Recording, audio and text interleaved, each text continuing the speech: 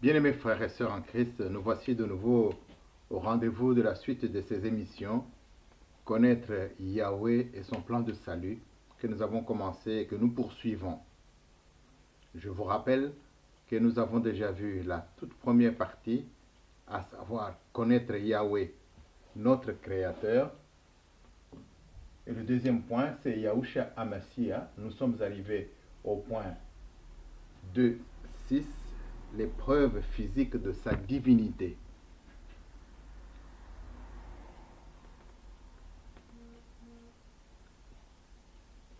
Cette partie s'enchaîne avec la partie des témoignages que nous avons donnés.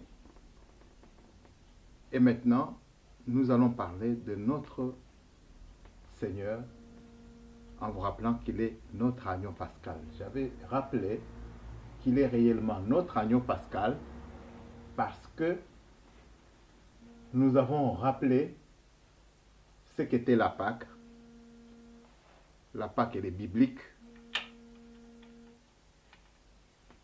Elle est biblique et il n'y a qu'une seule Pâque qui nous rappelle la libération du peuple d'Israël de l'esclavage en Égypte pour aller retrouver la Terre Sainte avec Jérusalem comme capitale. Et ce que nous avons rappelé à travers cette notion pascale, c'était le fait que tout ce qui était prescrit pour le choix de l'agneau pascal a été accompli par notre Seigneur Yahushua Messia. Il était sans défaut, il était mâle et connaissait toute la parole de Dieu, il avait convaincu et finalement il a payé le prix fort comme agneau, c'est-à-dire il a versé son sang à Golgotha. Il est notre Rédempteur parce que je vous avais dit que la Pâque est une fête très importante, bien que il y ait un tout petit peu de controverse concernant le jour de sa mort et le jour de sa résurrection. Je voudrais rappeler justement que dans les églises, on retient que la Pâque a lieu le vendredi et que le Seigneur est mort le vendredi plutôt et qu'il est ressuscité le dimanche de la Pâque. Et ce que je voudrais souligner ici, c'est retracer la vérité biblique telle que nous l'avons reçue de la part du Seigneur, parce que je me trouvais une fois à Londres en visite familiale chez notre fille cadette. Et il y avait un grand serviteur de Dieu qui était en train d'expliquer, de donner un message sur la 70e semaine de Daniel, axée sur les temps de la fin. Et comme c'est le ministère qui nous concerne, j'étais très attentif et j'ai suivi cet exposé du début à la fin.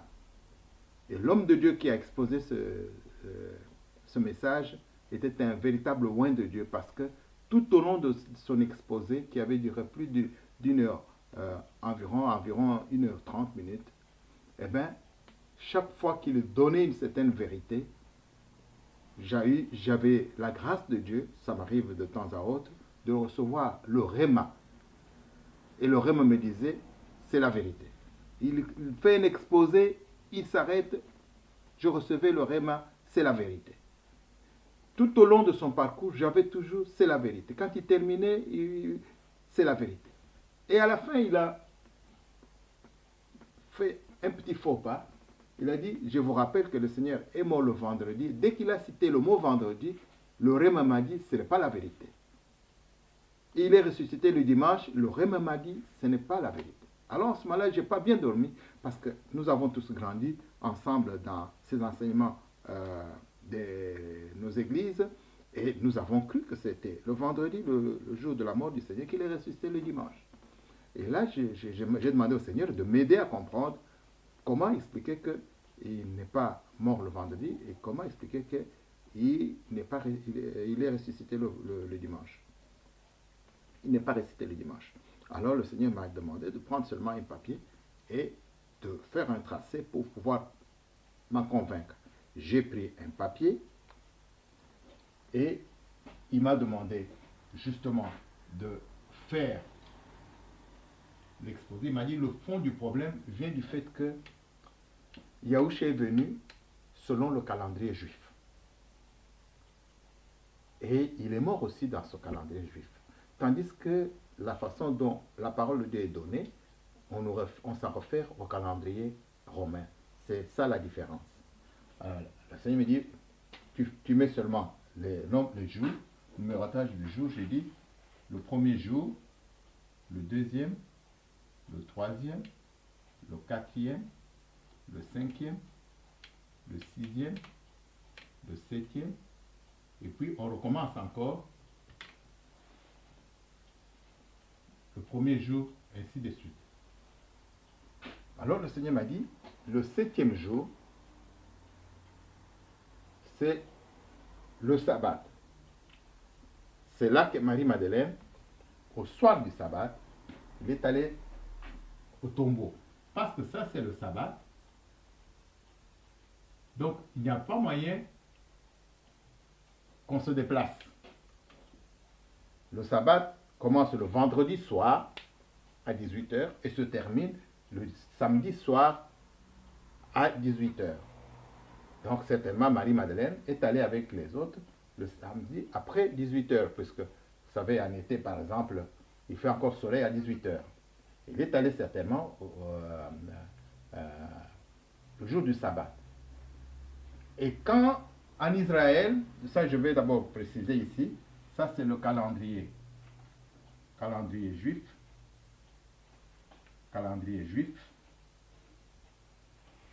et ici en bas, je vais mettre le calendrier romain. Ici en bas, je mets le calendrier romain.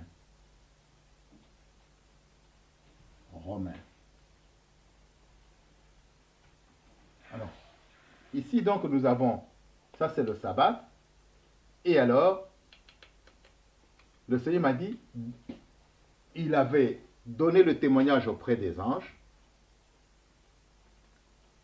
qui demandaient à l'équipe des dames qui cherchait le vivant parmi les morts. Et le message qui était donné était celui-ci. De la même façon que notre Seigneur avait expliqué que Jonas était resté dans le sein du poisson pendant 3 jours et 3 nuits, de la même façon, lui aussi restera 3 jours et 3 nuits dans le sein de la terre. Alors, c'est ça la référence pour retrouver le jour de sa mort et de sa résurrection. Donc, samedi, de toutes les façons, le soir, il était ressuscité, mais nous pourrons reconstituer l'histoire. Nous allons reconstituer de la manière suivante. La nuit de samedi, du 7e jour au 6e, c'est une nuit. Du 6e au 5e jour, c'est une nuit. Du 5e au 4e jour, c'est une nuit. Là, nous reconstituons les 3 nuits. Une nuit, une nuit. Alors, avec une nuit, une nuit,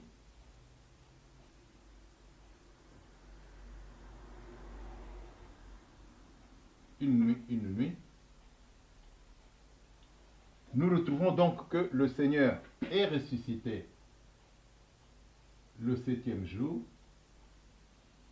C'est la résurrection.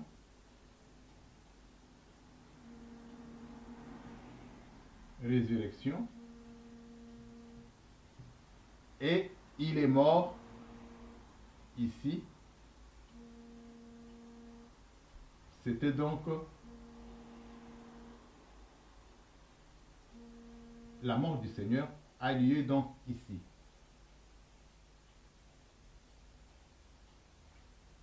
Trois jours, jours et 3 nuits. Et 3 jours et 3 nuits. Alors maintenant, si le sabbat, l'ange dit, il est ressuscité. L'ange parle au passé composé. Veut dire que le jour du sabbat, le Seigneur était ressuscité quand Marie-Madeleine et les autres madames et les autres femmes étaient au tombeau. Conséquence, au passé composé, donc il est ressuscité avant qu'elle n'arrive là.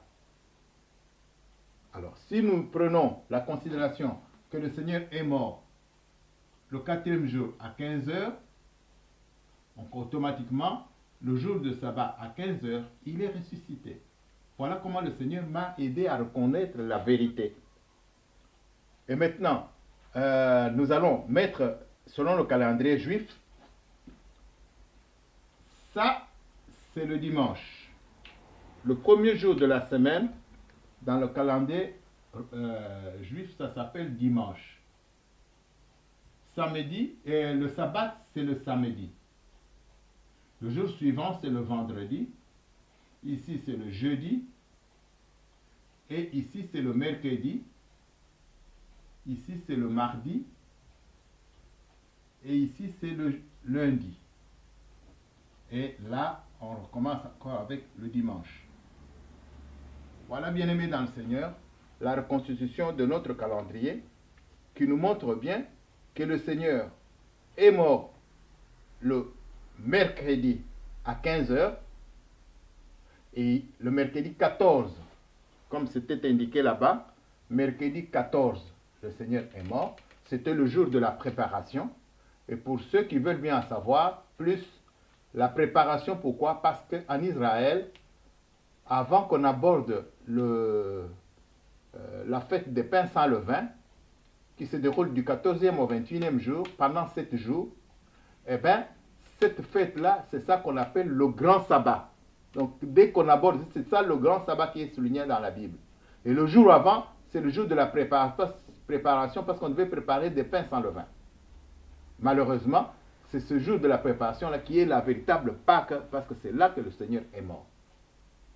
Donc, vous avez maintenant compris, vous pouvez faire vous-même ce calcul, vous retrouverez bien que ça correspond bien à 3 jours et 3 nuits et que le Seigneur est mort le mercredi, qu'il est ressuscité le samedi. C'est tout à fait normal parce que le samedi, c'est le jour du Seigneur, c'est le jour du repos.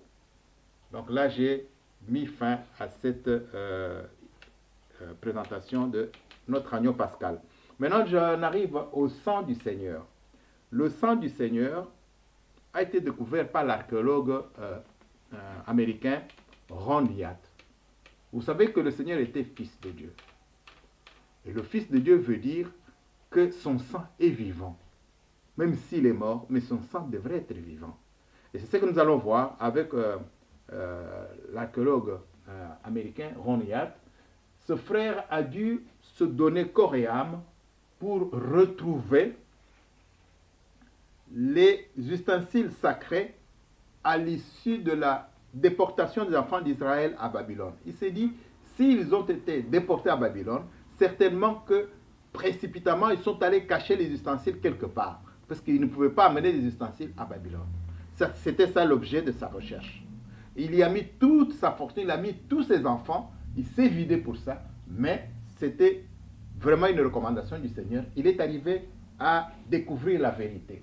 Et la vérité, c'est quoi? La vérité, je vous la présente tout de suite. Et pour cela, je vais juste écarter ceci pour vous la mettre un peu au-dessus. Comme ça, vous pourrez bien la voir. Je vais enlever aussi ceci.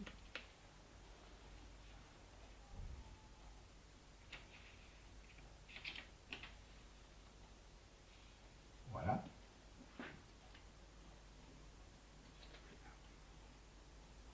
Voilà. Et la vérité, c'est quoi? Eh bien, voilà, notre ami Ron a dû, en tant qu'archéologue, faire des recherches. Je vais d'abord peut-être effacer ici. Ça, je crois que vous avez bien compris. Oui, je vais mettre ça ici, ce sera bien visible pour tous. Donc, notre ami a dû donc faire des recherches. Il est allé en Israël, faire des fouilles archéologiques. Et ça, c'est le terrain. Là, c'est une bosse. Il a creusé. Il a creusé.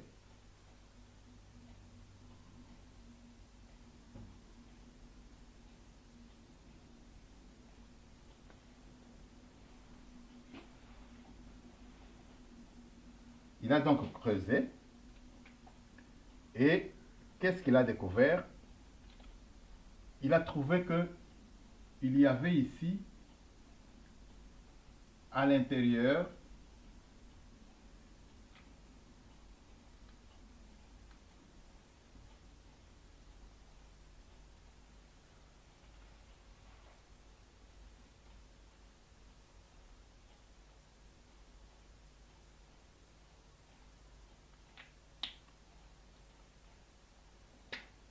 il y avait ici à l'intérieur un petit labyrinthe qui était plein d'obstacles. Donc ceux qui avaient caché les ustensiles les ustensiles sacrés, ils avaient fait un tunnel en dessous et ils avaient mis des chicanes, je ne sais pas quel genre de truc, mais c'était caché pour que personne ne puisse passer en dedans. Et la preuve est que lui-même, Ron, a dû essayer de faire des fouilles par là, parvenait pas, là, ça parvenait pas, là, parvenait pas. Et finalement, à l'approche ici, il s'est dit, je vais quand même y aller. Il a forcé et il est entré jusque-là. Et quand il est entré jusque-là, il a trouvé qu'il y avait des chicanes.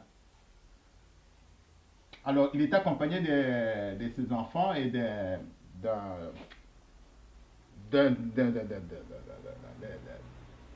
passant qu'il avait trouvé là-bas.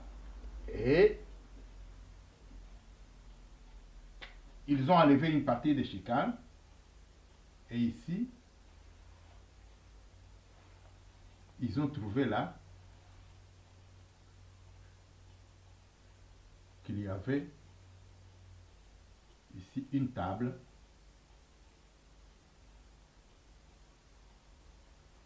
et sur cette table il y avait l'arche.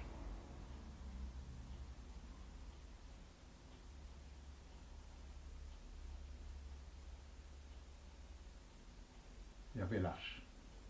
Ça c'est l'arche. Ça c'est la table sur laquelle se trouvait l'arche. Et d'autres ustensiles qui étaient donc là-bas. Et là. Et là. Alors le problème qu'il y a est que sur l'arche, il y avait un côté où il y avait qui était noirci, le côté qui était noirci par le sang. Donc chaque fois qu'il y avait des sacrifices, il y avait un côté qui recevait le sang des bêtes. Mais il y avait un côté où les sacrificateurs savaient que on ne peut pas y mettre le sang des bêtes, c'est le côté qui devra recevoir le sang du Messie. Mais personne ne savait quand est-ce que viendra le Messie. Ils ont caché ces ustensiles dans le labyrinthe, ils ont été déportés à Babylone.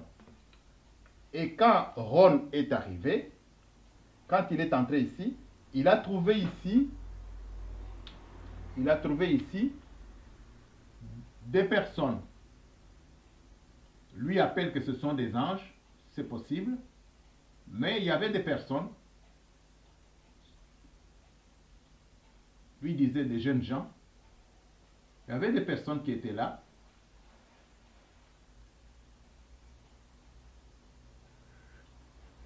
Et il a voulu donc prendre... et quand il est entré, qu'est-ce qu'il a vu? Il a vu ici un filet de sang coagulé, descendant jusque sur ce qu'on appelle le siège de pitié de l'arche d'alliance, le propitiatoire. Un filet de sang Alors lui ne savait pas ça représente quoi, mais il a voulu prendre ce filet de sang, les, les jeunes gens qui étaient à l'intérieur l'ont interdit, il avait sa caméra, ils lui ont arraché même la caméra. Ils ont dit, tu ne peux pas prendre la photo jusqu'à ce qu'il y ait eu, mais ce n'est pas encore le temps. Alors, il a obéi, alors on lui a dit, tu peux tout juste prendre le sang comme témoignage. Alors, il a pris le film qu'il avait, il a récolté une partie. C'est la personne officiellement connue qui a dû entrer en possession avec le véritable sang du Messie. Et y compris bien sûr le sang qu'on retrouve sur le linceul de Turin. Mais quand il va sortir, il va se rendre compte qu'il était exactement sur le site de la crucifixion Golgotha. Il était à Golgotha.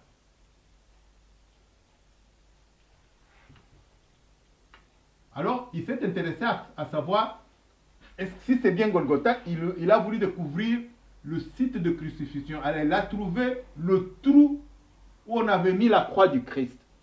Et sur ce trou-là, il a vérifié qu'il y avait une fissure qui était en prolongement, qui a fait couler le sang jusque là où il l'avait recueilli. Maintenant, il a compris que le sang du Seigneur avait coulé de sa croix jusque sur la fissure. La fissure a eu lieu lorsqu'il y a eu tremblement de terre. Vous voyez comment Dieu fait des choses de manière parfaite. Il provoque le tremblement de terre, le sang de son fils coule le long de la croix, jusque dans la fissure, pour aller tomber sur le siège de pitié de l'Arche d'Alliance. Extraordinaire. Et c'est comme ça que Ron a pris ce sang, il est allé, il l'a analysé. Et bien aimé dans le Seigneur, vous savez que vous et moi, notre sang porte 46 chromosomes, à savoir 23 chromosomes que nous avons hérités de notre mère, et 23 chromosomes que nous héritons de notre mère, et 23 chromosomes que nous héritons de notre père.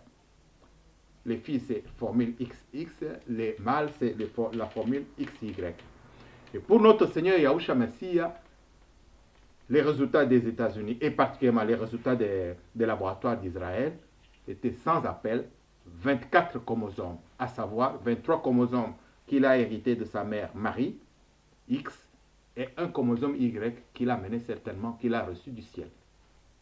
Et là, il y a une preuve scientifique qui est clairement établie. La preuve d'ailleurs est que tous les occupants, tous les laborantins et leurs patrons en Israël, ils se sont immédiatement convertis au christianisme. Donc ici, vous avez compris que là, il y a, et ce que je vous dis, je ne le dis pas pour le dire, vous pouvez le vérifier. Les vidéos circulent à l'internet, sur YouTube, vous trouverez les vidéos de Ron Yatt qui témoignent effectivement. Tout ce film dont je vous parle, je ne parle qu'en résumé. Et ce Ron Yatt, moi je le prenais déjà au sérieux. Pourquoi? Parce qu'un jour, j'avais assisté à une grande conférence au cours d'un dîner chrétien en Wallonie il y a quelques années. Et c'était un médecin anglais qui témoignait qu'il avait assisté à une expédition pour la découverte du site d'Exode en Égypte. Et il nous a fait passer un film magnifique où on attendait la fabrication d'un petit robot spécial, robot de profondeur comme on le dit, et j'ai vu ce robot, il est entré jusqu'en dessous de la mer Rouge, il a filmé l'image des chars dépiécés, et ce qui était intéressant, c'est qu'on a retrouvé le morceau de la roue du char de Pharaon. On le voyait bien qui faisait la différence avec les autres roues, parce qu'à l'endroit où se trouvait ce morceau de roue de char de Pharaon, il y avait un reflet doré. Donc quand on voyait le rayon de la soleil quand elle donnait au-dessus de la mer, à l'endroit où se trouvait, on voyait bien l'image dorée. On ne comprenait pas pourquoi là il y avait l'image dorée et non ailleurs. Effectivement, on nous apprendait, c'est parce que ce char-là était doré. Toutes les preuves étaient réunies. C'est à ce moment-là que j'ai compris que Ron Yatt n'était pas n'importe qui, c'était un témoin de Dieu que Dieu avait choisi pour apporter ce témoignage. Voilà, bien aimé dans le Seigneur, la preuve physique de sa divinité. Autre preuve physique, c'est le linceul de Turin. Je crois que là-dessus, je m'en vais juste rapidement vous rappeler que le linceul de Turin, c'est vraiment une des preuves scientifiques. Il n'y a pas de doute, bien aimé dans le Seigneur. Vous devez vous en convaincre parce que il y a d'abord une remarque que je dois faire. Le linceul de Turin avait connu un incendie dans le home des religieux où on l'avait gardé, ou dans une des églises. Enfin, là où on l'avait gardé dans un premier temps, il y a eu incendie et on l'avait sauvé cette pièce. Mais pour pouvoir essayer de mieux la présenter, on a dû raccommoder un petit morceau de notre tissu sur le tissu original. Et chaque fois qu'on envoyait des gens prendre les échantillons pour faire les tests, on coupait toujours sur le morceau de raccommodement. Maintenant, les chercheurs ont dit non, nous voudrons maintenant prendre une autre pièce ailleurs. Eh bien, ils ont choisi maintenant une autre pièce ailleurs. Et cette fois-ci, l'analyse a clopé. Il a donné la datation concordante donc sur la période où le Seigneur Jésus-Christ avait vécu. Voilà la première information. La seconde, c'est l'image même que le linceul a reflété. Il y a eu des analyses, des études scientifiques pour découvrir, pour d'abord essayer de copier cette image. Personne n'est parvenu à le faire. Alors ils se sont dit, mais comment cette image s'est imprimée sur le linceul? Eh bien, maintenant, les nouvelles sont en train d'être publiées. Vous pouvez le lire aussi à l'Internet, sur le YouTube. C'est officiel, il n'y a rien à cacher. Eh bien, je vous donne juste une idée. Voici l'image donc de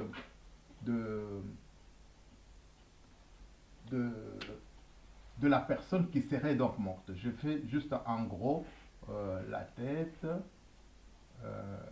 ici le tronc,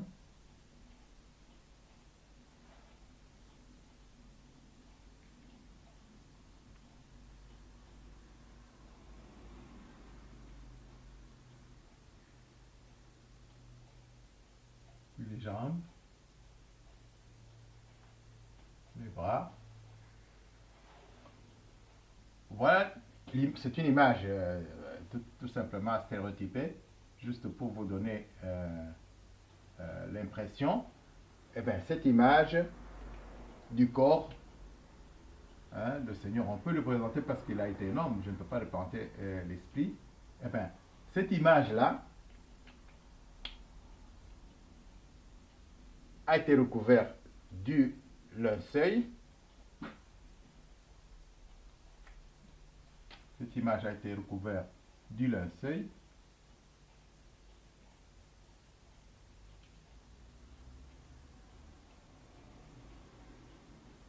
Bien sûr, il y avait une autre lange là sur la tête. Mais voilà, qu'est-ce qui est arrivé? Ce qui est arrivé est que les scientifiques ont découvert que le rayonnement qui a produit l'image est un rayonnement cosmique. Donc, le rayonnement cosmique a dû sortir du corps. Il y a eu le rayonnement cosmique.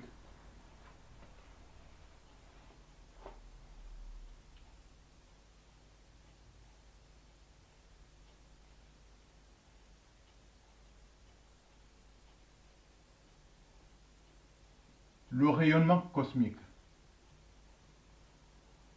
Rayonnement ou radiation cosmique, si vous voulez bien.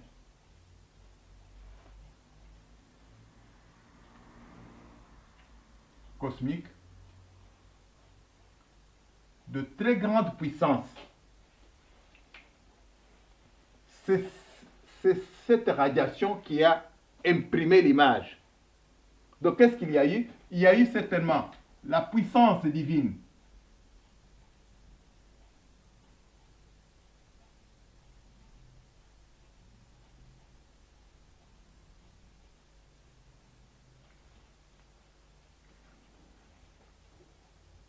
Il y a eu la puissance divine, certainement venant de son Père, parce que vous savez bien que lorsque le Seigneur est mort, à la croix, il a crié Heli, Heli, lama sabachthani, autrement dit, mon Dieu, pourquoi m'as-tu abandonné? C'est justement le moment où le Père, qui était en lui en esprit, est sorti, afin que lui aussi puisse expirer. et que la mort ait été constatée. Donc, il est venu d'en haut, lui-même l'a dit, celui qui vient d'en haut est supérieur à celui qui vient d'en bas. Donc, cette puissance divine d'en haut est descendue dans la tombe du Christ. Il n'y a pas de doute, parce que les scientifiques disent que ce n'est pas possible, que la puissance est sortie du corps. Or, le corps était inerte. Quelqu'un qui est mort 3 jours après, il est réellement mort et enterré. Et donc, cette puissance est venue d'en haut, est entrée donc dans le corps et a donné une diffusion de puissance telle que, eh bien, ça imprimait l'image sur le linceul, aussi bien au-dessus qu'en dessous. Voilà, bien-aimé dans le Seigneur. Ça, c'est la puissance divine. Ça, c'est l'image. Imprimée. L'image imprimée.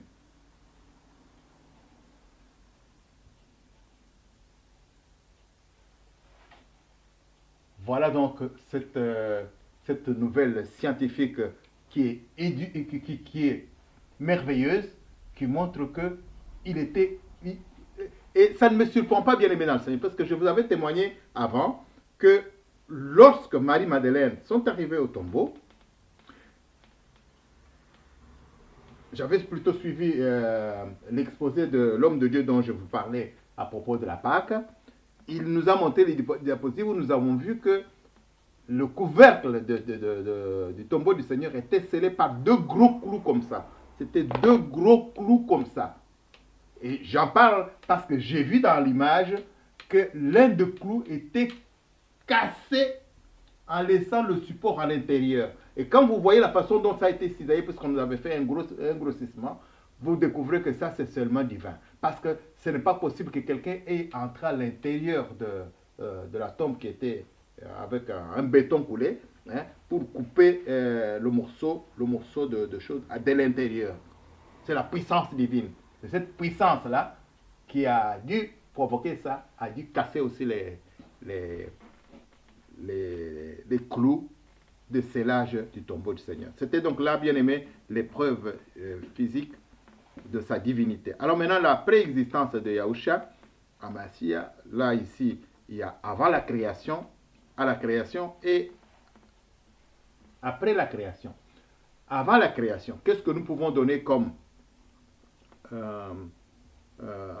preuve de la préexistence? Eh bien, 1 Timothée 3, verset 6. Vous regardez la parole de Dieu dans 1 Timothée 3, verset 6, où il est spécifiquement identifié qu'il est Dieu manifesté dans la chair. Et je vous rappelle la réponse du Seigneur à Thomas dans Jean 20.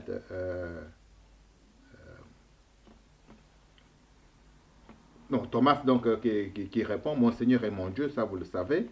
Hein, et l'apôtre Jean qui affirme, au commencement était la parole était avec Dieu et la parole était Dieu. Jean 1, 1 à 2 et 3.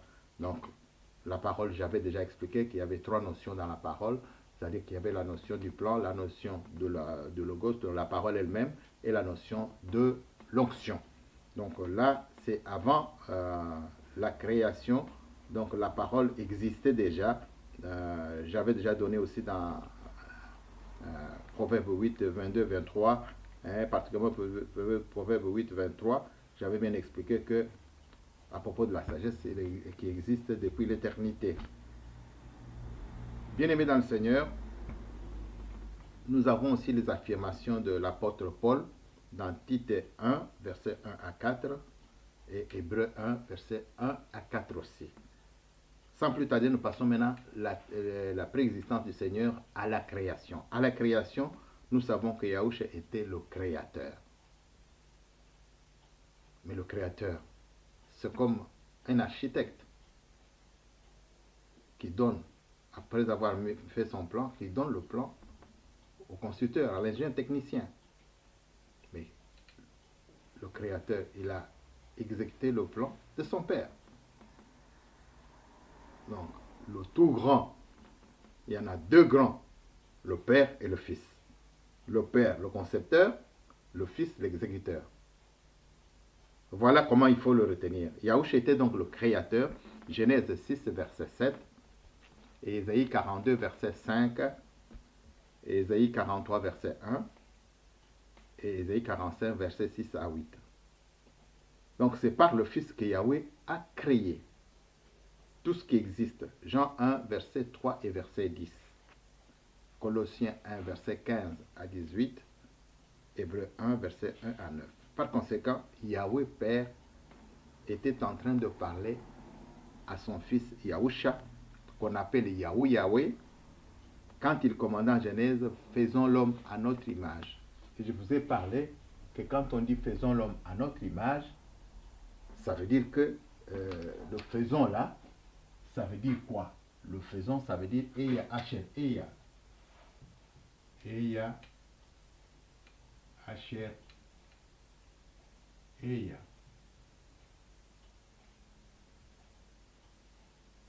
Je suis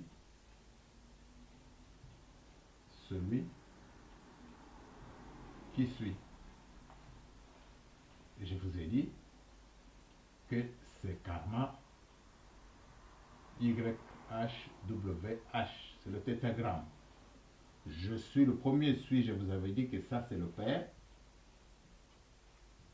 C'est un rappel que je donne, ça ne veut pas dire que je rentre de nouveau dans les choses que j'ai déjà données, mais pour ceux des frères qui viennent me suivre après, ils peuvent savoir, ça c'est le Fils. Et je vous rappelle bien que dans le nom du Fils, dans le nom de Yahweh, tout est là-dedans. Il y a le Père, il y a le Fils, il y a le Saint-Esprit. Tout est expliqué là dans le tétragramme. Ça c'est le Père, ça c'est le Fils, et le Père est uni au Fils par le Saint-Esprit. C'est ce que nous voyons dans le tétragramme. Le Père et le Fils et le Saint-Esprit qui unit le Père au Fils. Voilà, bien-aimés dans le Seigneur. Donc, c'est le Père qui a permis à son Fils d'exister de par lui-même. Je vous avais dit que dans la parole de Dieu selon Jean, chapitre 5, vous trouverez tous ces détails-là, hein, que le Père a permis au Fils d'avoir la vie en lui-même. Voilà, bien-aimés dans le Seigneur, c'était cette partie. Nous passons maintenant à la troisième partie, le Messie envoyé par Yahweh. Donc, en cette partie où nous allons parler du Messie envoyé par Yahweh, nous allons d'abord clôturer cette partie ici, que nous reprendrons bientôt, et que Dieu vous bénisse.